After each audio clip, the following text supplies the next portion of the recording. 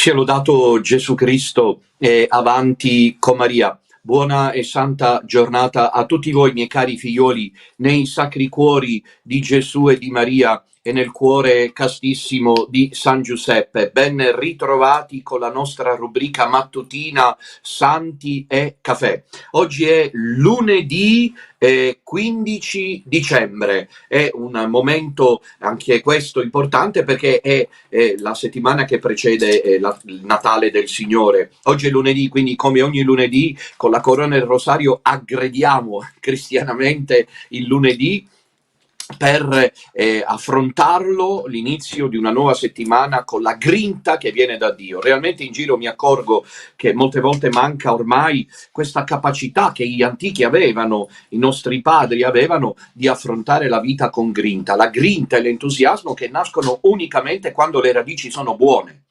Ognuno di noi deve chiedersi che razza di albero è, perché se l'albero è buono resiste alle intemperie dell'inverno, le affronta. Se un albero ha radici profonde è un albero che regge ai colpi tremendi che l'inverno porta con sé, il vento, il gelo, la brina. Ecco, allora chiediamoci noi quali radici abbiamo. Se le nostre radici sono in Dio, se le nostre radici sono profonde, non c'è spazio il lunedì per iniziare la giornata con tristezza, con peso, con angoscia, ma invece il cristianesimo è proprio un'azione sprintosa, perché c'è lo Spirito Santo che agisce in noi e ci aiuta ad affrontare le prove della vita. Allora, buon e santo lunedì a tutti voi, in cammino verso il Santo Natale del Signore. Sta per venire Gesù bambino e quindi predisponiamo i nostri cuori, così come probabilmente tutti voi avrete predisposto le vostre case alla Natale con il presepe e l'albero, con anche le luminarie. Ricordo a tutti che sono simboli profondamente cristiani questi di cui noi stiamo parlando, compreso l'albero. Ecco, allora però più che la casa predisponiamo il nostro cuore. Perché viene Gesù. Perché si mettono i regali sotto l'albero? Si mettono i regali sotto l'albero perché il regalo di Natale è un dono prezioso che ci viene fatto, che è Gesù bambino. Quindi noi ci scambiamo gli regali perché noi cristiani sappiamo che il più bel regalo che Dio ha fatto è quello del figlio suo. Dio Padre ci ha dato suo figlio. Dio ha tanto amato il mondo da mandare a noi il suo figlio Gesù Cristo. Quindi da questo punto di vista, miei cari figlioli, siamo chiamati a preparare bene il nostro cuore al Santo Natale con la preghiera e la fede. Lunedì 15 dicembre, ieri siamo stati con la mia equipe a Cluj-Napoca in Romania, adesso io mi trovo invece in Ungheria, Debrecen, la seconda città più grande dell'Ungheria dopo Budapest, e da qui poi stamane con circa 6 ore di macchina, circa 6, il navigatore parla di 5 ore e 49 minuti, saremo entro stasera in Polonia, perché domani penso taglieremo il nastro dell'incontro più diciamo, come dire, umanamente parlando, tra virgolette, inutile, perché praticamente dovrebbe esserci il minimo storico dopo il ritiro di padre Pavel, che pure stava facendo un ottimo lavoro a nome nostro, perché è importante dire che anche se poi non si vuole più riconoscere il ruolo di governo, però per tanto tempo lo si è riconosciuto da parte dei sacerdoti che poi vanno via, perché comunque non è che facevano di loro testa, sempre era anche una, se non altro, azione concordata insieme. Quindi ieri è stato un incontro bellissimo, ne ho parlato nella trasmissione ieri sera, il padre risponde, che trovate disponibile sul canale YouTube di Radio Domina Nostra, il canale appunto nel quale trovate ogni volta tutte le giuste interpretazioni relative alla settimana che abbiamo vissuta, e quindi da questo punto di vista, scusate un momento che sto cambiando la direzione, ecco perché c'è il fermo immagine, perché si è spento il computer, quindi devo trovare una soluzione, speriamo non si sia rotto.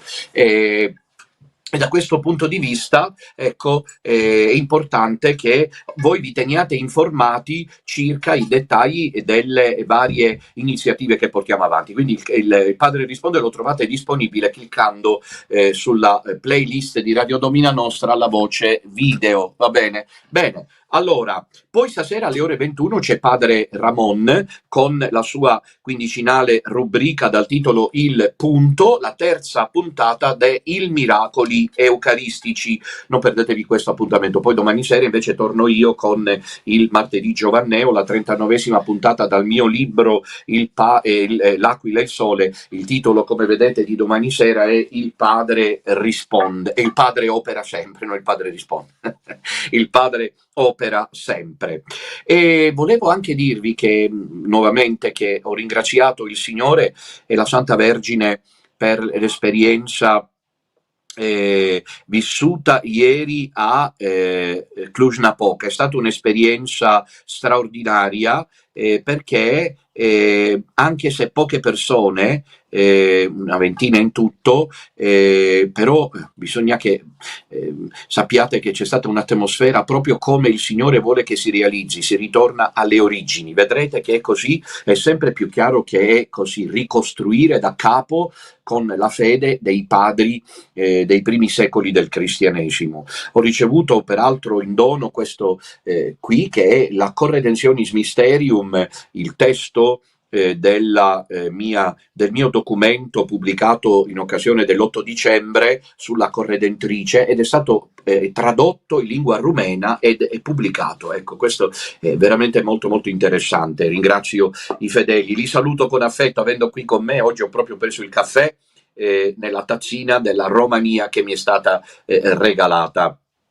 Ieri sera, nel contesto della trasmissione Il Padre Risponde, ho comunicato i miei prossimi passaggi pastorali in Italia prima di scendere giù a Piccola Nazareth, dove con Fra Celestino ci troveremo per vivere queste prossime celebrazioni natalizie. Ve le ricordo di nuovo, vi ricordo di nuovo il programma, eccolo lì.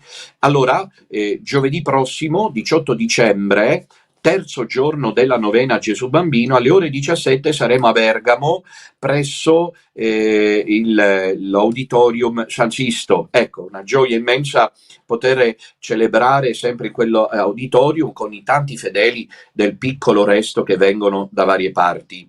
Venerdì, l'indomani 19 dicembre, sarò in Toscana. Io non ho avuto il tempo, potete immaginare i ritmi, potrei controllare forse adesso. Ecco, allora mi arriva proprio stamattina la risposta alle 8:48 da Caroline, e cioè che ci sarà l'incontro a Montecatini Terme venerdì 19 dicembre, quarto giorno della novena Gesù Bambino. Saremo a Montecatini Terme alle ore 17 con il canto della novena Gesù Bambino e la celebrazione della Santa Messa. Sabato 20 dicembre alle ore 17 sarò a Cassino. Volevo tanto trovarmi a Roma, ma ho spiegato ieri sera, lo ribadisco, i motivi per cui preferisco in questa occasione non andare a Roma, perché a luglio sono stato. Non vado a Roma perché non voglio mostrarmi spavaldo e irrefrenato nelle scelte, per cui dopo quanto accaduto in questi mesi non voglio che sia considerato come un atto di sfida, perché noi non dobbiamo mai sfidare nessuno, siamo umili e piccoli e avanziamo secondo il disegno di Dio, combattendo naturalmente mani e denti per la difesa della verità cattolica, questo senz'altro. Quindi però, siccome voglio incontrare i fedeli di Roma e dintorni, allora sabato, che è un giorno diciamo prefestivo, 20 dicembre, a 5 giorni dal Natale, mi troverò a Cassino. Ecco, e siccome so che c'è gente che non guida la macchina, allora è possibile prenotarsi con il referente regionale del Lazio per la cara Imma per appunto venire in pullman. Fatelo però al più presto, perché sono pochi giorni. Vorrei dire anche che se fossero anche 15 persone iscritte per il pulmino, si prende un pulmino di 15 posti per venire a a Cassino. Vorrei dire anche alla referente regionale, se sono persone anziane o ci sono famiglie che non possono permettersi, perché che volta è anche questo, ecco, il biglietto lo affrontiamo noi, ecco, cerchiamo di affrontarlo noi. Domenica 21 dicembre, poi alle ore 10 saremo a Napoli per la celebrazione dell'ultima domenica di Avvento, e gli ultimi due appuntamenti irrinunciabili sono lunedì 22 dicembre, a 3 giorni dal Natale, quindi già in un'atmosfera da attesa imminente di Gesù Bambino, alla Mezzia Terme. È stato Don Enrico lì nella settimana scorsa, ma ho sentito il bisogno di tornarci perché voglio fare gli auguri ai cari fedeli del piccolo resto calabrese che potranno essere presenti. A me sarebbe venuto più comodo trovarmi a Reggio Calabria, ma per favorire quelli che la Calabria è anch'essa abbastanza lunga, che non possono venire fino a Reggio Calabria, lo facciamo alla Mezzia Terme, in modo che quanti sono nel nord della Calabria più facilmente possono raggiungerci. E infine, martedì 23 dicembre, l'ultimo appuntamento sarà a Catania alle ore 16, un'ora prima rispetto agli altri appuntamenti, per appunto il penultimo giorno della novena a Gesù Bambino. Una iniziativa importante che ho dimenticato di dire ieri sera è la seguente: in tutti questi incontri, giovedì 18 dicembre ore 17 a Bergamo, venerdì 19 dicembre ore 17 a Montecatini Terme, sabato 20 dicembre alle ore 17 a Casino, domenica 21 dicembre alle ore 10 a Napoli, lunedì 22 dicembre alle ore 17 alla Mezzia Terme, martedì 23 dicembre alle ore 16 a Catania, vorrei raccomandarvi due cose. Anzitutto, portate i vostri bambini, se ne avete, che li benediciamo in occasione della Natale, perché siano custoditi nell'amore di Dio. E poi anche portate i bambinelli che mettete nel presepio, perché vanno benedetti. Allora già da Bergamo e fino alla Mezzia Terme, in queste celebrazioni, io benedirò appunto i bambinelli che porterete con voi, i bambinelli Gesù, piccoli, grandi, quelli che avete in casa, li benediciamo proprio con la benedizione del rituale romano. Ecco, e poi vi ricordo che c'è l'appuntamento del campo vocazionale femminile, oggi è l'ultimo giorno disponibile per iscriversi,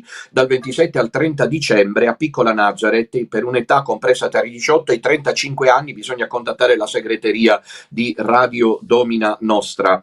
Sono già, credo, 4 o 5 ragazze che si sono iscritte per partecipare a questo campo vocazionale. È un buon numero rispetto alla crisi profonda che c'è in Italia con le vocazioni. Vi aspettiamo, si tratta appunto di un approfondimento di fede.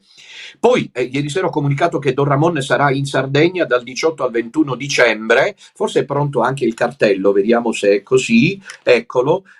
Allora 18 dicembre a Vallermosa alle ore 16:30, venerdì 19 a Oristano alle 15:30, ci saranno ovviamente anche le confessioni, sabato 20 dicembre a Sassari alle ore 15:30, domenica 21 dicembre a Vallermosa alle ore 11, mentre già da oggi faccio presente che Don Enrico sarà a Roma per Natale dal 23 al 26 dicembre e Padre Ioannes ad Asolo il 26 dicembre. Questi sono gli appuntamenti prossimi, appunto, che volevo rendervi noti. E poi quello che anche vorrei ricordare è anche che l'opera di ristrutturazione del centro Piccolo Tabor di Cristo Re a Tre Baseleghe, come vedete nel cerchio in basso a destra, va avanti, sono 15 giorni di lavoro. Ieri sera e anche adesso stiamo mostrando le immagini, ecco, vedete, dei lavori. Questo è l'ingresso, come sapete, del Piccolo Tabor, queste sono le scale che conducono sopra. Stiamo iniziando anzitutto a ristrutturare sopra, dove verranno a stare le suorine, e speriamo che cresca il granaio delle vocazioni, ma sembrerebbe di sì, e non mi riferisco solamente al campo vocazionale che faremo, ma anche ad altro che il cielo annuncia. Allora, ecco, questo è invece il piano superiore. Vedete che hanno già iniziato i lavori di ristrutturazione e poi successivamente sotto proseguiremo con i lavori di ristrutturazione della palestra spirituale del Piccolo Tabor. Per questo vi chiedo di aiutare il progetto, perché ce n'è un grande bisogno. Eccolo lì, passano in descrizione l'IBAN, il conto corrente postale e la PayPal. Quindi da questo punto di vista vi raccomando di non dimenticare di darci una mano aiuto. C'è anche l'IBAN per chi volesse aiutarci dall'estero. Ieri ho tenuto l'omelia nella messa celebrata in Romania. Vi inviterei, se non l'aveste fatto e se voleste, ad ascoltarla, perché ci sono diversi aspetti e passaggi importanti circa questa missione che stiamo portando in giro per il mondo. Il titolo della predica di ieri è, della terza domenica di Avvento, è Restate nella gioia. Ecco, vedete il cartello, lo trovate disponibile alla sezione video di Radio Domina Nostra. Iscrivetevi al canale qualora non l'aveste fatto, e poi mi raccomando, condividete sempre. Ecco, bene, allora oggi è lunedì 15 dicembre, camminiamo insieme come piccolo resto verso il Natale del Signore. Mi congratulo con tutti quelli che in giro per l'Italia, da quando noi ci stiamo muovendo praticamente da mesi per le confessioni, che vi siete confessati, così vi preparate al Natale in grazia di Dio. Anche questi prossimi appuntamenti che faremo in giro, Fra Celestino sarà con me, compatibilmente ai tempi disponibili, ecco, sarà possibile confessarsi. Questo dipende molto anche da voi, cioè dipende dalla vostra discrezione e modestia. Ieri San Paolo diceva la vostra affabilità, che significa modestia, modestia vestra sit omnibus hominibus, la vostra modestia sia nota a tutti gli uomini, ecco, cioè la modestia, la discrezione. Purtroppo c'è gente che quando si confessa, c'è una tipologia, ma io non voglio sottolinearla, c'è una tipologia di persone che si scorda che c'è una fila di persone. Mi ricordo a Savigliano, una delle ultime celebrazioni prima dell'Immacolata,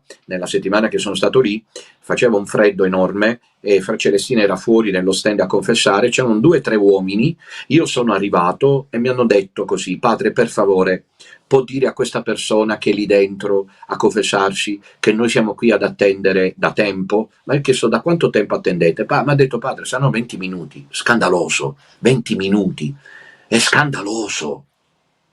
È semplicemente scandaloso che una persona sappia che fuori ci sono 3 uomini, perché era una donna, e si scorda. Ora io, per carità, perché a quanto pare questa persona se l'è anche presa con me, ma se sta ascoltando io dico: abbi l'umiltà di capire che ho ragione io, e non è un'accusa. Se voi avete bisogno di aprire il cuore per la direzione spirituale, per raccontare i vostri travagli, non potete sfruttare i momenti pastorali della confessione sacramentale, soprattutto per aver rispetto di chi aspetta fuori e che magari poi non ce la fa a confessarsi e non si accosta all'Eucaristia, perché tu ti sei preso 20 minuti. Ecco, quando ne bastano al limite, proprio, se proprio uno vuole essere esagerato. Pure io, se volete, sapete, mi confesso, io che ricordi non ho mai superato i minuti che vi ho detto. Qualche volta, un paio di volte è capitato, se la son presa, perché io le ho sempre buscate fin da piccolo con me. Appena uscito io ho spiegato: non è colpa mia, è il confessore che si è preso tempo a parlare, e sono stato io a dirgli: padre, per favore stringa quello che ha da dirmi, perché fuori c'è gente che aspetta, capito? Non è dipeso lì in quel caso da me. Cioè bisogna essere rapidi nella confessione. Un'altra cosa è la direzione spirituale, ma allora non la si fa in quel contesto lì. E poi coi tempi che corrono, fiori cari, non è tempo di direzione spirituale, è tempo di militanza. È tempo di militanza, è tempo di preghiera, è tempo di battaglia in difesa della fede cattolica. Non so se il messaggio sembra marginale, invece è assolutamente decisivo. Andiamo alla puntata di oggi, che è abbastanza interessante, questo lunedì, da aggredire in preparazione al Natale con grande, come ho detto fa, grinta cristiana, e che la Madonna, tutti i miei cari figlioli, vi aiuti a scoprire la potenza del Santo Rosario. Non si può parlare del Rosario. Io sono deluso da ciò che in 2000, quanto sono, 800 anni è stato scritto sul Rosario, perché sono sempre testi deludenti, spiegherò in che senso, da Beato Alano della Rupe a von Balthasar, chiunque ha scritto, a Giovanni Paolo II, a Leone XIII, chiunque ha scritto sul Rosario mi lascia deluso. Perché? Perché del Rosario non si può parlare, lo si vive. Sì, si possono scrivere testi, ma lasciano il tempo che trovano. Perché? Perché il Rosario si vive, il Rosario ti cambia la vita, il Rosario è il ritmo, il diapason delle nostre giornate, è un aggrapparsi a una fune che ti dà salvezza sul precipizio. Ognuno di noi è sul baratro, va bene? Cammina sul ciglio del baratro. La corona del Rosario in mano ti permette di essere sicuro che ce la fai. Ave Maria, Ave Maria, Ave Maria. Capite? È un ritmo come il battito cardiaco. Il nostro cuore batte, siamo vivi. Allora, Ave Maria, siamo vivi nello spirito e a Dio piace questa preghiera. Ecco perché la falsa chiesa lo snobba il rosario e perché soprattutto dai tempi del post-concilio c'è stata questa aggressione modernista, liberal progressista, delle diciamo frange moderniste post-conciliari che in nome di un concilio che non è esistito, perché non è il concilio che ha proposto queste cose, hanno cercato di sbarazzarsi di questa pia pratica divina, perché il rosario è una pia pratica divina che il cielo ha portato sulla terra. Chi prega il rosario è salvo. Vi ricordo la vicenda del beato Bartolo Longo quando disperato camminava sui campi di Pompei e non sapeva che cosa fare, aveva pensato anche al suicidio e invece una voce, una locuzione interiore gli ha detto: prega il rosario, predica il rosario e sarai salvo. Figlioli cari, c'è tanta gente, io ne conosco a bizzeffe anche dentro il piccolo resto, che sta sempre lì a piangersi addosso e che cerca una soluzione ai propri guai, ai propri problemi interiori, endemici ed esteriori, e però poi magari non pregano il rosario. Allora, questo è che pregate tutte e tre le corone del rosario, non è vero che non c'è tempo, e quel senso di nausea, di fastidio, di disturbo che provate all'inizio vincetelo, perché vedrete che vi cambia la vita. Il rosario è l'arma per i nostri tempi. Dio, ha detto la Madonna Sor Lucia negli anni 60, accorda un nuovo potere al Santo Rosario. Non vi è problema personale, familiare, l'ha detto la Madonna, nazionale, internazionale, che non possa essere risolto col Rosario. Ieri in Romania una delle persone presenti mi ha detto: padre, per noi è preziosa la sua testimonianza, perché vediamo che nonostante le prove lei va avanti. Ecco, se io poi dovessi dire che cos'è che mi fa andare avanti, la grazia di Stato, tutte quelle cose lì che sapete molto bene, però in particolare io sceglierei di dire il Rosario. Leggendo Monsignor Fulton Sheen, per dire come i carismi sono tanti nella Chiesa, lui dedica un capitolo, forse il più bello, forse probabilmente il più bello, al tema dell'adorazione eucaristica, perché dice che il giorno della sua ordinazione sacerdotale, ne parlavo anche nell'omelia che ho tenuta ieri a Cluj-Napoca in Romania, il giorno della sua ordinazione sacerdotale ha chiesto a Dio due grazie. La prima, ha promesso a Dio due cose. Ecco, la prima è che chiedeva al Signore, prometteva al Signore di celebrare ogni sabato la messa in onore della Madonna, e l'ha fatto per tutta la vita. La seconda cosa che chiedeva e che prometteva era che avrebbe fatto ogni giorno un'ora di adorazione eucaristica. Poi lui è diventato segretario dell'evangelizzazione dei popoli in America, e quindi è andato in giro veramente per tutto il mondo, e racconta come a volte è stato faticoso per lui riuscire a organizzare il tempo per fare quest'ora di adorazione. E però che cosa succede, regia? Cos'è quella immagine? Era l'omelia.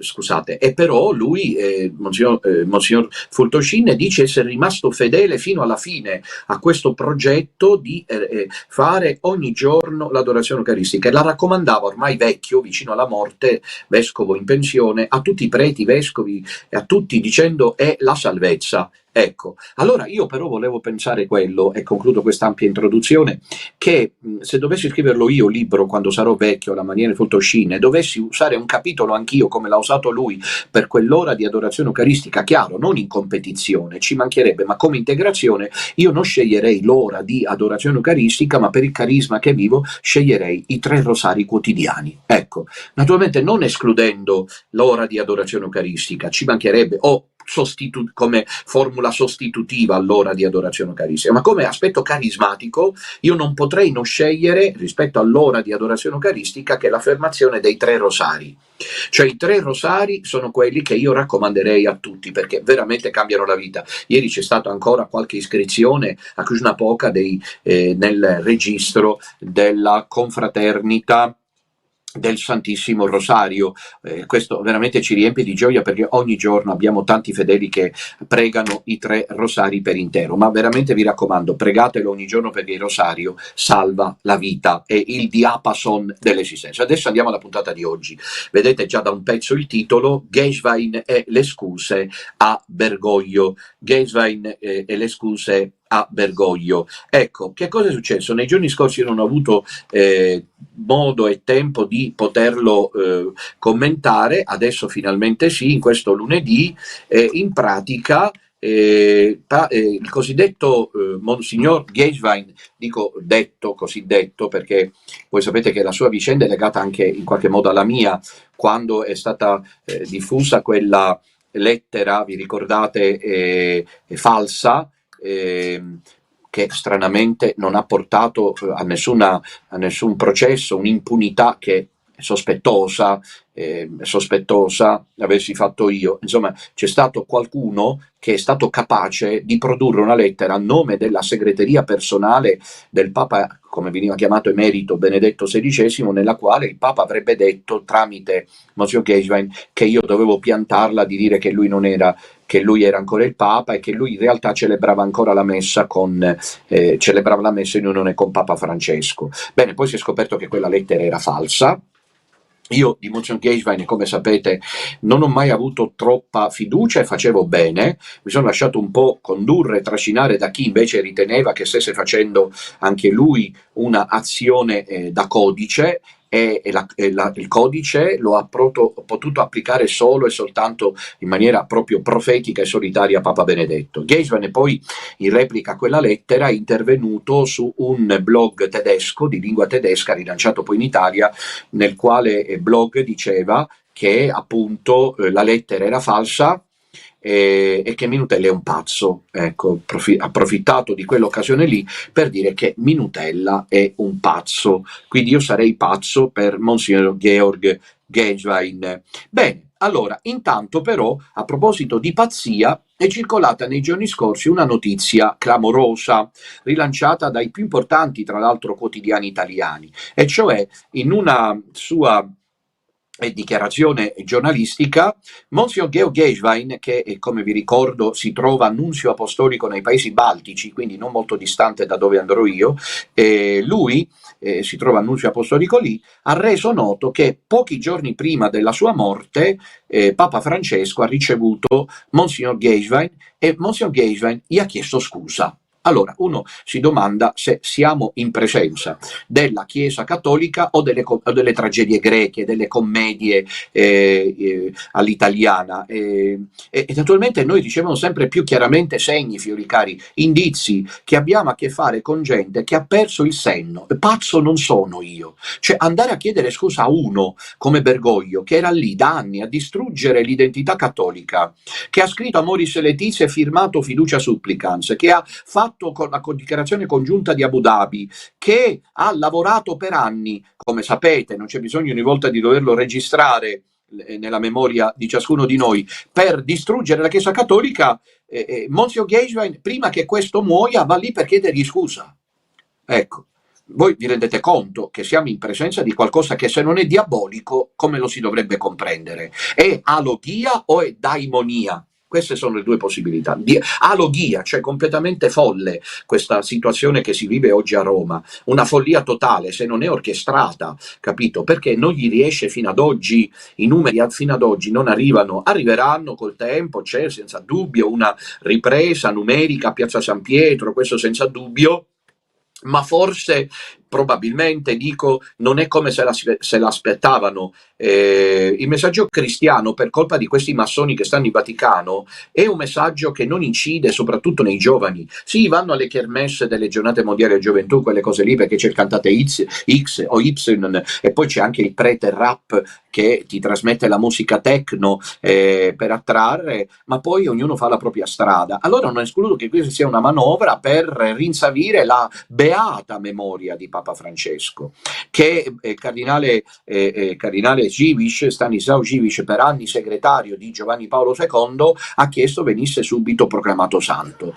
Voi vi rendete conto che, allora, devo dire una cosa, dalle parti dell'est europeo fa molto freddo e si beve molto alcol anche, si beve molto alcol. Cioè, io sentire queste dichiarazioni, non so voi, miei cari fiori del piccolo resto, vedete voi come la pensate, ma parlo di me, sentire in queste dichiarazioni, in questi giorni la dichiarazione di Monsignor Geijewein, cioè che va a chiedere scusa a Papa Francesco prima che muoia, adesso vedremo di che cosa si tratta, e poi pensare a uno come Stanislao, che è stato anni accanto a un vero santo, che era Giovanni Paolo II, dire che Papa Francesco deve essere fatto subito santo, mi fa capire che veramente questa di Roma è un circo, è un burlesque continuo, non c'è più serietà. Guardate, non c'è più serietà, perché che almeno stessero zitti, perché che Papa Francesco, come lo chiamano, sia stato un istrione che ha distrutto l'unità della Chiesa, che ha lasciato una Chiesa al buio, ha creato un blackout come nessun altro c'era mai riuscito prima di lui, e poi debbano venire fuori le dichiarazioni di Stanislav Živic, che Papa Francesco è subito santo, di Monsignor Geisman che gli va a chiedere scusa, e di Papa Leone, attenzione adesso a questo passaggio, di Papa Leone che va a pregare 4 volte alla tomba di Papa Francesco. È evidente che qui c'è un progetto molto chiaro, e cioè l'indizio forse più chiaro che quella è la Chiesa di Satana, perché se si idolatra e si canonizza un uomo che ha distrutto la fede cattolica, vuol dire che veramente lì c'è il diavolo, e chi non lo vuol vedere non lo veda. Se veramente si voltava pagina, come scrivono dalle parti del mondo arcipelago una cum, no? Che Papa Leone ha voltato pagina, allora al limite si stava zitti, mi capite? Cioè, io non chiedo la damnatio memorie, ci basto io a farla di Bergoglio. La damnatio memorie ci basto io a farla, perché a quanto pare tutti ormai hanno dimenticato chi era e che cosa ha fatto quell'uomo lì venuto dall'Argentina. Quindi io non pretendo, per carità, ci mancherebbe altro, che facciano una condanna, anche se io, se vi ricordate, i primi 2 mesi del falso pontificato di Papa Leone, ho mandato una richiesta a rispondere alla domanda se Papa Francesco è eretico oppure no. Ma questa è una domanda seria o no, figlioli cari? Vi rendete conto a che livelli si è ridotta Roma? È seria la questione. Papa Francesco è morto eretico o no? Se è morto eretico, è peccato andare a pregare alla sua tomba o no? Se è morto eretico, Geisman è lui pazzo o io che rivela di essere andato a chiedere scusa a Papa Francesco, che è morto eretico, impenitente, apostata? Noi siamo ancora lì a dover sapere come sta Emma Bonino, preghiamo per lei. Ma Emma Bonino si è sentita dire da tutte e due i sedili a rotelle, diciamo, provati dalla vita: vai avanti per la tua strada, grazie per quello che hai fatto. Emma Bonino, che ha applicato quel metodo lì, non mi ricordo come si chiama, il metodo abortivo veramente violento negli anni 70. Questa è la situazione, figlioli cari, e non accorge, e allora ci vuole una lettura teologica. Cioè, di fronte a tutto quello che di volta in volta continuiamo a sentire, e a questa celebrazione ininterrotta del cosiddetto Papa Francesco, che ha accenti ormai messianici, va bene? Ha accenti messianici, cioè Geisman ne sembra Pietro quando Gesù l'ha perdonato dopo il rinnegamento, capito? Sembra Pietro quando è tutta una comparsa messianica. Vedete, cari figlioli, che questo accento messianico sull'ormai estinto Bergoglio dovrebbe avere per tutti contezza che quella non è la Chiesa cattolica, è la Chiesa di Satana. Non si può celebrare un eretico, non si può canonizzare un apostata, non si può celebrare e pregare un bestemmiatore di Cristo e di Maria, figlioli cari. Ma Geisman va a chiedere scusa. Vediamo di cosa si tratta. Cominciamo con Repubblica, e te pareva. Repubblica, a titolo di Jacopo Scaramuzzi. Io non posso però leggere l'articolo perché non sono abbonato, e quindi leggo solo quello che loro rendono disponibile all'inizio dell'articolo. Don Georg, questo è il titolo, Don Georg e Geiswein. A Francesco ho chiesto scusa. Da Leone, ottima impressione, vorrei Benedetto beato. Bastava solo aggiungere Minutella resta matto. Ecco, ed era completo. Rileggo il titolo. A Francesco ho chiesto scusa. Da Leone, ottima impressione, vorrei Benedetto beato. Come vedete è un tentativo di cucitura, ma naturalmente Gesù nel Vangelo dice: non si cuce un tessuto nuovo su un tessuto vecchio, se no si strappa, e non si mette vino nuovo in otri vecchi, altrimenti si inacidisce. Ecco, e qui è la stessa cosa. Questi stanno provando in tutti i modi a correggere il tiro, stanno cercando in qualunque maniera di fare in modo che la truffa portata avanti da 13 anni e mezzo, vergognosamente da 13 anni e mezzo, rimanga soltanto una questione trattata dal pazzo Minutella. Così Geisman mi definisce, pazzo Minutella. Allora io vorrei dire di rivolto a Monsignor Geisman che io pazzo non sono, e penso che lo possa essere lui se va a chiedere scusa a un uomo che muore impenitente. Ma soprattutto vorrei dire che Monsignor Geiswein dovrebbe fare presente a se stesso che proprio Papa Francesco, a cui lui va a chiedere scusa, mi ha scomunicato 2 volte, e non si danno sanzioni disciplinari di tipo canonico a chi è matto, a chi non è compos sui. E quindi se io invece sono stato raggiunto da 2 scomuni, che presumo che il cosiddetto amabile, santo, adorato, divino Papa Francesco avrà preso consapevolezza più di tutti voi che io non ero matto, non sono pazzo, siete pazzi voi che state andando dietro a Lucifero in una falsa chiesa dove non c'è più azione salvifica e azione sacramentale. Vedrete, figli cari, i tempi ci daranno ragione. Leggiamo il sottotitolo. A 3 anni dalla morte di Ratzinger, il suo storico segretario torna a criticare Bergoglio sulla messa in latino. Desidera tornare a Roma? È la domanda. Risposta: non sono profeta, ma il mio cuore è romano. Poi appena all'inizio. Con Francesco il rapporto non era sempre facile, ma prima che morisse all'ultima udienza mi sono scusato con lui. Si è scusato con lui, non sappiamo bene per che cosa, si sono presi a parolacce in passato, che cosa era successo non abbiamo modo di saperlo. Probabilmente qui Geiswein si riferisce alle inedite prese di posizione durante la stagione del cosiddetto papato emerito circa la necessità di legittimare la posizione di per sé insolita, singolare e perciò canonicamente ancora oggi irrisolvibile di Papa Benedetto, che si dimette ma non va via dal Vaticano, conserva l'abito bianco, nei primi anni si firma addirittura P.P. E altre di quelle cose lì che sapete molto bene che non è necessario mettere conto ogni volta in campo. Quindi lui, Geiswein, per quegli anni lì ha dovuto giocare, diciamo così, diplomaticamente. Per un po' di tempo è stato anche ancora prefetto della Casa Pontificia con Papa Francesco, come lo chiamava, e quindi ha dovuto prendere un paio di occasioni posizione contro la direzione bergogliana in favore di Papa Benedetto. Adesso che Papa Benedetto non c'è più e non c'è più Papa Francesco, Geiswein va a chiedere scusa. Dice di avere chiesto scusa a Papa Francesco. Scusate, voi vi immaginate Don Minutella che va a chiedere scusa a Papa Leone? Non lo so io. Uno chiede scusa se ci sono le ragioni per chiedere scusa. Cioè, uno chiede scusa quando? Quando hai fatto un torto. Capite il messaggio che viene veicolato qual è dai media? Se Geiswein va a chiedere scusa a Papa Francesco e non vengono ufficialmente precisate le ragioni di questo chiedere scusa, è del tutto evidente che lui chiede scusa per quello che vi ho detto poc'anzi, cioè per tutte quelle volte che ha dovuto, facendo anche adirare Bergoglio, prendere le difese di Papa Benedetto XVI. Ergo, siccome io pazzo non sono, traggo le conclusioni e dico questo perché Geiswein, lo ripeto, ha potuto dire che sono pazzo. Io sono pazzo, capito? Sono pazzo per Geiswein, capito? Ecco, allora, se le conclusioni che io traggo sono le seguenti. Se uno che ha difeso Papa Benedetto ha litigato con Papa Francesco e dopo che tutte e due, Papa Francesco e Papa Benedetto, sono morti, rivela di avere chiesto, dopo che è morto Papa Benedetto, scusa a Papa Francesco, secondo voi qual è la conseguenza? Che lui non ci ha creduto. Perché io, che ci credo al fatto che Benedetto era il Papa e conservava il munus, non ho motivo di andare a chiedere scusa proprio a nessuno.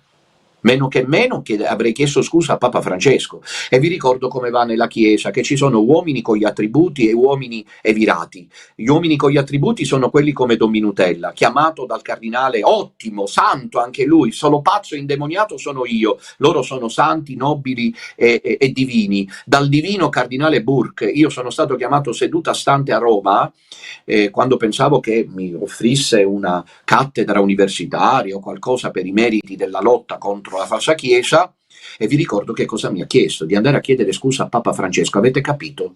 Avete capito? Chiedere scusa a Papa Francesco. Don Minutella gli è stato chiesto.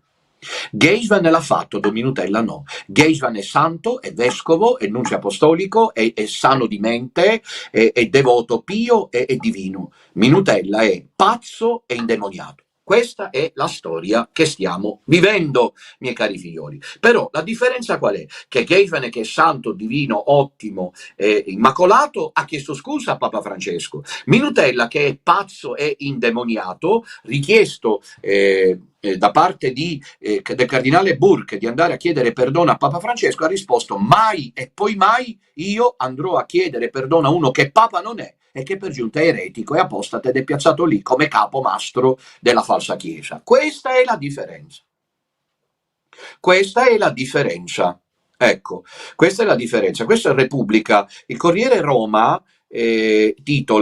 Corriere di Roma titola: Padre Georg Gaishvan, mi sono scusato e riconciliato con Francesco prima che morisse. Eccolo lì, ho pregato sulla sua tomba. Mi raccomando, organizziamo un pellegrinaggio noi del piccolo resto cattolico dove andiamo a chiedere perdono a Papa Francesco in ginocchio sulla sua tomba, cantando ritornerò in ginocchio da te, l'altro non è, significa benedetto. Questo ha cantato Gaishvan. Non è niente per me, ora lo so, ho sbagliato con te, ritornerò in ginocchio da te. Siccome sono pazzo, no? Sì, tu sei per me tutta la vita. Capito? Questa è la musica attorno alla tomba di Papa Francesco, altro che Santo Sepolcro. La tomba di Papa Francesco, dove Gaishvan è andato a pregare, come hanno fatto tutti i cardinali prima del conclave, la messa in scena doppia del 2025, come ha fatto 4 volte l'eletto cardinale Prevost, come stanno facendo tutti, e non escludo colpi di scena di chi in passato metteva in luce queste aporie, adesso è lì che sfoglia la margherita e l'ultimo petalo è che sì, Papa Leone è il Papa, e quindi andiamo a pregare sulla tomba di Papa Francesco. Ho pregato sulla sua tomba, che commozione. L'arcivescovo nunzio nei paesi baltici a Roma per presentare un libro di omelie inedite di Benedetto XVI. Sarebbe insincero se dicessi con Francesco è andato tutto bene, sono stati i giornalisti a dire queste cose. No, la realtà è realtà, e se c'è stata anche qualche cosa che non funzionava, allora non si chiudono gli occhi, ci si scusa. Francesco non era sempre facile. Prima però della sua morte, quando sono stato all'ultima udienza, io mi sono scusato con lui, mi sono riconciliato. Ecco quello che vuole la Chiesa di Satana, che noi ci riconciliamo. Coraggio, c'è qualcuno tra di voi del piccolo resto che ha dei dubbi? Andate a riconciliarvi, fate presto. Correte alla tomba di Papa Francesco e chiedetegli perdono di essere stato col pazzo indemoniato. Tornate tutti nella chiesa, quella è la chiesa, dove presto ci saranno le donne all'altare. Andate tutti a chiedere perdono. Io mi sono scusato con lui, mi sono riconciliato. Ecco, noi siamo quelli irriconciliati, noi siamo Dominutella, il signor Minutella, pazzo e indemoniato, è quello che non si è riconciliato col nuovo Messia, capito? È il cattivo ladrone, Gaishvan è il buon ladrone, Bergoglio, Bergi, ricordati di me quando sarai nel tuo regno, va bene? Gaishvan è il buon ladrone che chiede scusa. Dominutella, che invece gli è stato detto di chiedere scusa, non so se a Gaishvan gli è stato proposto di farlo, a me sì, dal cardinale Burke, non ha chiesto scusa, io sono il cattivo ladrone. Questa è la narrazione odierna. Guardate quanto è potente la massoneria, guardate come i media lavorano per conto dei poteri occulti che stanno in Vaticano, guardate come a Roma c'è la chiesa di Satana. Vi è che io sostanzialmente, se non da voi, non sono stato creduto. Quando verrà l'ora tutti si mangeranno le dita, quando sarà troppo tardi, quando avranno preso coscienza che veramente a Roma si è installata, come le profezie dicevano, la falsa chiesa di Satana.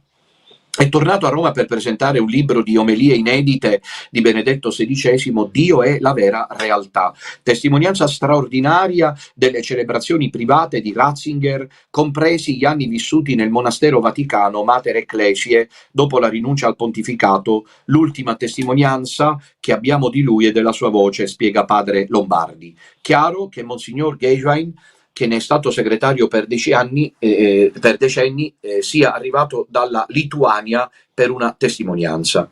Papa Francesco lo aveva mandato Papa Francesco aveva mandato nei paesi baltici a metà dell'anno scorso, dopo un anno di purgatorio passato senza incarichi nella sua diocesi di origine a Friburgo. All'indomani dei funerali di Benedetto XVI, nel gennaio 2023, la pubblicazione di un libro di Geiswein che arrivava ad adombrare contrasti e citare brani della corrispondenza privata tra l'emerito e il Papa, peraltro rispettosissima, era stato solo l'ultimo incidente di percorso nel rapporto faticoso tra Bergoglio e l'arcivescovo Geiswein. Egli non fa finta che non ci siano stati problemi.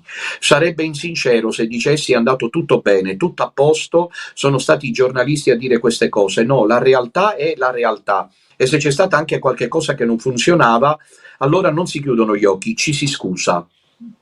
A giugno, racconta, è andato a Santa Maria Maggiore, dove Francesco è sepolto. Mi ha accompagnato l'arciprete della Basilica, il cardinale Rolandas Makrickas. Mi sono inginocchiato. Attenzione, bisogna inginocchiarsi, mi raccomando, bisogna inginocchiarsi andando alla tomba di Papa Francesco. Mi sono inginocchiato davanti, guardate, fiori cari, è veramente è l'Apocalisse. Non è mai capitato, perché Ario è morto, capito? Non è che l'hanno venerato, e neanche Lutero. Lutero l'hanno celebrato ma non venerato. È il primo apostata, eresiarca, impenitente, capomastro della Chiesa di Satana che viene adorato. È veramente l'Apocalisse 13. Mi sono inginocchiato, eccolo lì che è Geiswein, eccolo Geiswein. Mi sono inginocchiato davanti alla tomba di Francesco e ho pregato certamente. Il Papa è il Papa, il successore di Pietro. Venerdì, significa venerdì scorso, Geiswein incontrerà Leone XIV, ho chiesto udienza alla segreteria di Stato come ogni nunzio. Essere ambasciatore della Santa Sede nei paesi baltici è una bella sfida in questo momento storico. Vabbè, che ce frega. Josef Ratzinger, invece andiamo al tema che ci interessa. Josef Ratzinger, oltre ad essere un grande teologo, era anche un grande omileta. Il libro che procura spinge Geiswein a chiedere il processo di beatificazione di Papa Benedetto. E io però devo dire adesso una cosa a conclusione. Dice, lasciamo prima passare gli anni, la Chiesa è molto saggia, lo sappiamo. Ma lui ne è certo come Ratzinger, dopo anni di frequentazione quotidiana era certo della santità di Wojtyła. Sì, io ho avuto la stessa impressione. Sono stato accanto a Benedetto per tanti anni e ho visto come ha vissuto, come ha affrontato problemi grandi e ha cercato sempre una risposta fondata nella fede. E poi la sua fede nella provvidenza. Non è vero, bugiardo, è un menzognero Geiswein. E adesso io sparo il colpo finale. È arrabbiato, molto arrabbiato, molto arrabbiato. Non sono pazzo io, se non altro è un bugiardo Geiswein, che vuole celebrare Papa Benedetto e poi fa passare, eccolo il colpo, la narrativa che Papa Benedetto si è dimesso perché non dormiva. Come può essere beatificato un uomo che si tira indietro dal peso della croce perché non dorme? Che testimonianza è quella di un Papa che si ritirerebbe perché non riesce a dormire? L'insonnia, vi ricordate? Qual è il motivo che Geiswein ha fatto passare circa i motivi che hanno spinto Papa Benedetto a dimettersi? E vi pare ragionevole che oggi Geiswein ne chieda la beatificazione di uno che era Papa e se ne va a mandarci tutti a quel paese, perché ci ha mandato casomai tutti a quel paese e ci ha messo nei guai solo perché lui non dormiva?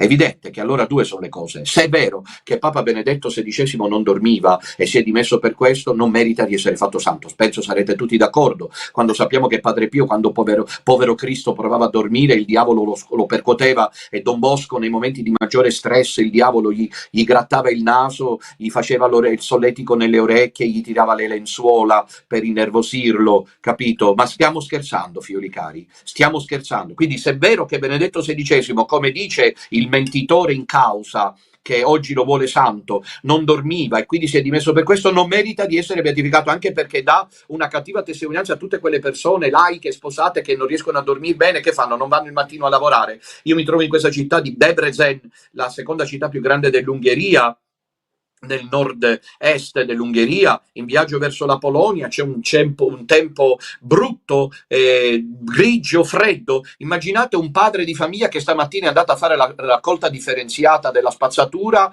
alle 6 del mattino, dopo aver dormito soltanto 2 ore, perché non è riuscito a dormire o perché si è unito a sua moglie voleva parlare, il bambino piangeva. Ma siccome Papa Benedetto mi ha dato la testimonianza che lui si è ritirato perché non dormiva, io oggi non vado a lavorare e la moglie e i figli che mangiano, si arrangiano. Anche Papa Benedetto l'ha fatto, ora Geiswein lo vuole santo.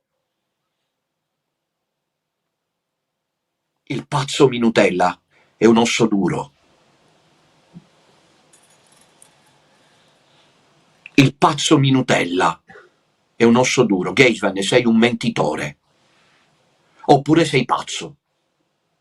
Perché se chiedi la beatificazione di un papa che se ne va perché non dorme, quell'uomo lì non è degno neanche più di essere ricordato.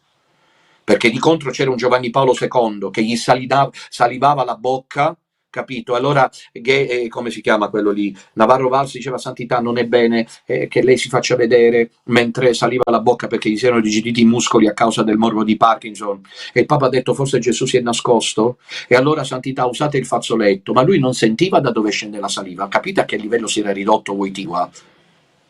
E allora si vedono scene, io me le ricordo e piangevo in cuor mio, in cui la saliva scendeva da qui e lui si asciugava dall'altra parte, la saliva continuava a colare. Quello è un uomo santo, non Benedetto. Ma siccome è possibile che non è vero che Benedetto si sia dimesso, come sapete, non per l'insonnia, scusate, l'ho detto male, ma siccome è probabile che Benedetto si è dimesso non per l'insonnia, ma per trattenere il munus in quanto era in sede impedita, ecco che allora Gateman gioca col fuoco, allora Gateman non è affidabile, perché una volta dice una cosa e una volta un'altra, e questa è la caratteristica di tutti quegli uomini di governo dell'establishment gerarchico che stanno dentro questa falsa chiesa, si contraddicono di continuo. Gateman chiede la beatificazione di Papa Benedetto XVI, lui che ci ha reso noto in tutto il mondo che Benedetto se n'è andato perché non dormiva. No, Benedetto XVI non è andato via perché non dormiva, perché caspita, un papa non può dormire come tutti gli altri esseri umani.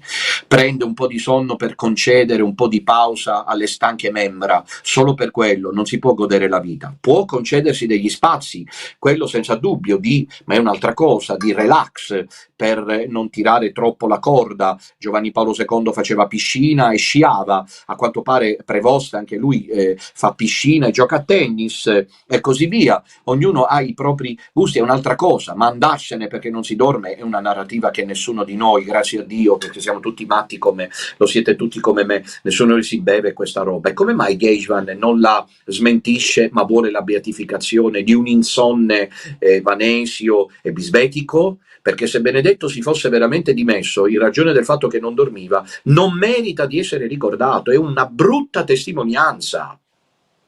Quando Giovanni Paolo II ha detto: non scendo dalla croce, capito? Paolo VI ha avuto delle malattie e anche a quanto pare una abbastanza seria, se non ricordo male, un tumore alla prostata, se non ricordo male, si è fatto operare, insomma, sono cose. I papi sono quelli che portano la croce, cioè il Papa è quello che ci testimonia, ci dà coraggio ad abbracciare anche noi le nostre croci. Pensare che Benedetto se n'è andato perché non dormiva è una maniera con la quale in realtà lo stesso Gateman che l'ha detto in realtà smentisce se stesso quando poi chiede di beatificarlo, ma è tutta una manfrina questa qui, figlioli cari, è tutto il tentativo, come vedete che sta facendo Gateman, di mettere insieme l'impensabile, cioè Benedetto, Francesco e Leone, e la Chiesa va avanti, autoregolamentazione, e questo rompipalle di Don Minutella è solo abbandonato, è pazzo ed è indemoniato.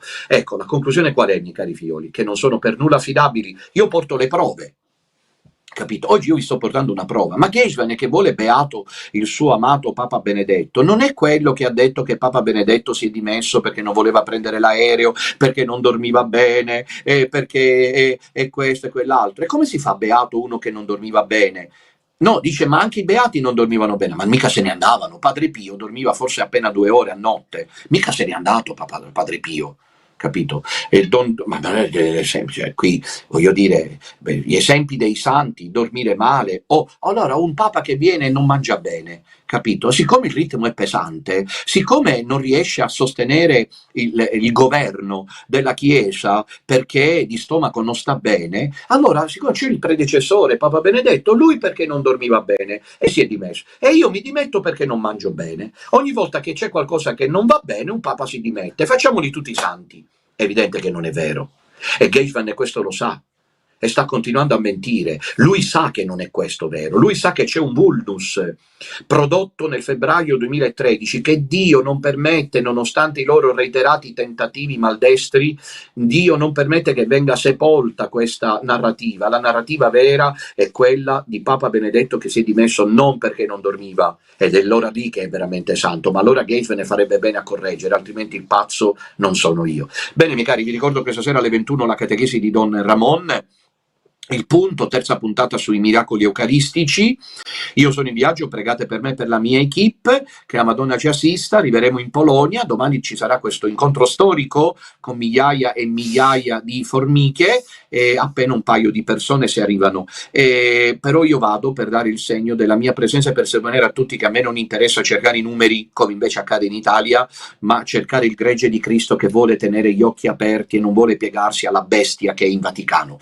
Rispondiamo alle telefonate. Pronto? Pronto, sia lodato Gesù Cristo, Padre. Sempre sia lodato. Sono Alessandra di Grotta a Mare. Ecco, dimmi pure, fiola cara. Guardi, ci tenevo prima di tutto a fare gli auguri in anticipo, così almeno ero a posto con la coscienza, perché ci tenevo tanto. Certo. Le volevo anche dire che le voglio tantissimo bene, che prego sempre per lei. Per i pazzi si prova tenerezza. No, ho fatto una battutaccia, non a te, ma a Gateway. Ho detto che tu mi hai detto le voglio un sacco di bene. Ho detto per i pazzi si prova tenerezza. No, tanto. Io ogni volta che la vedo, anche quando mi sta a Senigallia, padre, io piango come una bambina proprio, perché è proprio quando rivedi il padre dopo tanto tempo. Sì. Comunque le volevo dire una cosa, che lei dopo l'anno nuovo partirà. E anche io penso che abbia anche un pensiero per noi, no? Perché si lascia sempre dei figli, sì, penso. Certo. E io le parlo nel mio piccolo, ma penso che parlo anche per tanti di noi, che lei non si deve preoccupare. Perché io, per esempio, nel mio piccolo combatto, tipo sono in macelleria, sento parlare male del prete, allora butto lì, ma sapete che quella è la falsa chiesa, così, no? Sì. Allora dicono, vabbè, ma tanto il Papa è quello, noi preghiamo, io vado per pregare per me stessa, e allora Gesù Cristo ci ha preso in giro. Quindi questo è un aneddoto di quando mi trovo. Oppure siamo stati su un pullman, ci abbiamo regalato un piccolo viaggio sul pullman, ho fatto mettere l'iscrizione a tutti quanti, quindi pare lei non si preoccupi, perché qui ci siamo noi. Va bene, grazie cara fiola, grazie di cuore. Bene, Santo Natale, grazie. Tanto bene a tutti quanti. Grazie anche a te fiola cara. Allora fate così, dite Santo Natale, non Buon Natale, usate la parola Santo Natale. Natale è santo se c'è Gesù bambino, e noi ci stiamo preparando. Domani inizia questa novena a Cracovia, saremo a un tiro di schioppo dal santuario della Divina Misericordia, dove appunto Gesù si è rivelato a Santa Faustina Kowalska, una rivelazione, come vedete, clamorosamente soffocata, non se ne parla. Eppure con Giovanni Paolo II questa devozione, che non è solo devozione, anche un messaggio, si è diffuso in tutto il mondo. Con questa novena di Natale che inizia proprio domani al santuario, accanto al santuario della Divina Misericordia, noi ci mettiamo in cammino più rapido verso la grotta di Betlemme per adorare il Dio con noi. Pronto? Pronto, buongiorno padre, sia dato Gesù Cristo. Sempre sia lodato. Salve, io volevo ringraziarla anch'io come l'altra telespettatrice per tutto quello che fate, e poi una brevissima domanda e un testo da poter regalare ai familiari che si vuole cercare di convincere, insomma, di aiutare in questo discernimento per abbandonare la falsa chiesa. Non so, io ho pensato a qualche testo su, non so, tipo Chiesa dove vai, o se no le interviste, l'ultima intervista, insomma, a Benedetto XVI di Peter Sebald. Ecco, intervengo su questo. Dio ti benedica. Santo Natale, figlia cara, per te e la tua famiglia. Santo Natale a tutti voi. Ecco, grazie. Con questa telefonata chiudiamo. Rispondo subito dicendo con una battuta: regala il Vangelo. Se lo leggono capiscono che quella è la falsa chiesa. Comunque sì, e come testi potresti proporre Chiesa dove vai, ma c'è anche il codice Ratzinger del giornalista Andrea Cionci, e poi altri testi sparsi, però questi mi sembrano Pietro dove sei, anche questo del sottoscritto. Insomma, esiste una minima però significativa letteratura di chi ha voluto tenere in piedi la questione relativamente a un Papa Benedetto che non certo per l'insonnia è andato via, ma perché appunto era impedito, e soprattutto perché il Signore e la Madonna gli hanno fatto capire che era venuto il momento di lasciare, come prevedeva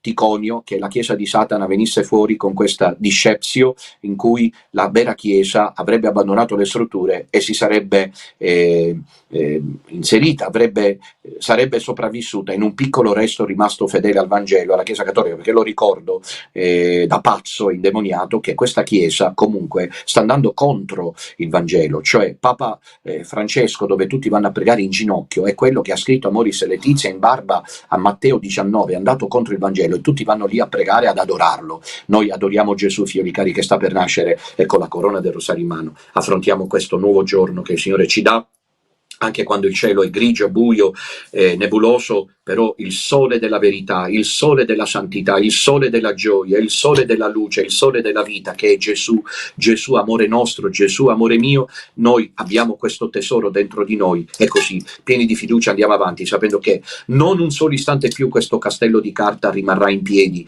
A un soffio dello Spirito Santo, del Kyrios, questo castello di menzogna verrà giù improvvisamente e in un solo istante. Intanto noi, con la corona del rosario in mano, perseveriamo.